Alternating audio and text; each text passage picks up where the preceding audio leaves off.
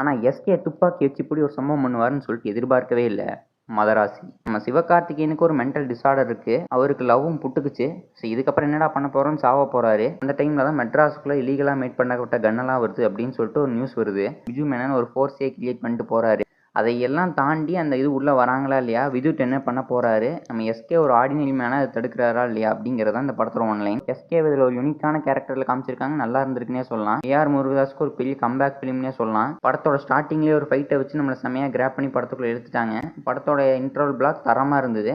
படத்தோட கிளைமேக்ஸும் அது மாதிரியே சூப்பராக வச்சு செகண்ட் ஹாஃப் ஃபுல்லாகவே ஆக்ஷனை தெறிக்க விட்டு படத்தை சூப்பராக மாற்றிட்டாங்கன்னு சொல்லலாம். ஸோ டோட்டலாக இந்த ஒரு படம் இந்த ஒரு எதிர்பார்ப்புமே இல்லாமல் தேட்டருக்கு போய் பார்த்துட்டு கம்ப்ளீட் சாட்டிஸ்ஃபேக்ஷனோட வரக்கூடிய ஒரு சூப்பரான படம்னே சொல்லுவேன். இந்த படத்துக்கு என்னோட ரேட்டிங் 5க்கு 4.2 கொடுப்பேன். இந்த படத்தை பற்றின உங்களோட ஒப்பீனியன்ஸ் என்ன? இந்த படத்தை நீங்கள் பார்த்துட்டீங்களா இல்லையா? பண்ணிட்டு போங்க. தேங்க்ஸ் ஃபார் வாட்சிங் வீடியோ. Bye guys.